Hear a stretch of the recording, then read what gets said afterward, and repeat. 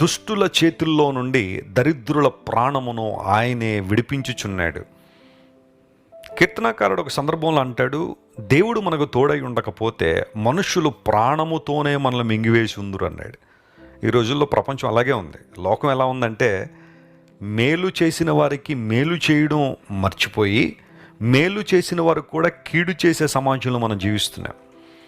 మనుషులకి దైవిక విలువలు అబ్బడం లేదు. ఎటు చూచిన భయంకరమైన కార్యాలు, ఎటు చూచిన దోపిడీలు, ఎటు చూచిన మానభంగాలు, ఎటు చూచిన స్వార్థం, ఎటు చూచిన ఆక్రోశం, ఎటు చూచిన భయంకరమైన కోపం ప్రపంచంలో చలమణవుతున్న ఈ రోజుల్లో దరిద్రుల ప్రాణములను ప్రాణముతోనే మింగివేయాలని చూస్తున్న ఈ ప్రపంచంలో దేవుడు దరిద్రుల ప్రాణాన్ని విడిపిస్తున్నాడని బైబిల్ సెలవిస్తూ ఉంది.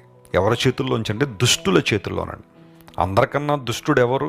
బైబిల్లో రాయబడింది, దుష్టుని నుండి మమ్మల్ని తప్పించమని ప్రార్థన చేయమన్నారు కదా యేసయ్య. సాతానే దుష్టుడు.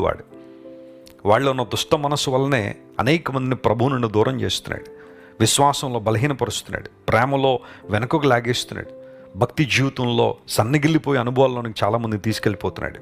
దుష్టుడు అపవాది.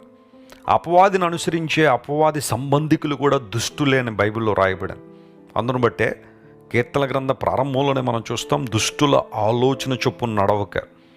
ఆలోచనలు దేవుని బిడ్డలకు మాత్రమే కాదట, దుష్టులు కూడా ఉంటాయంట ఆలోచనలు. అవన్నీ కూడా పతనావస్థకు నడిపించే ఆలోచనలు.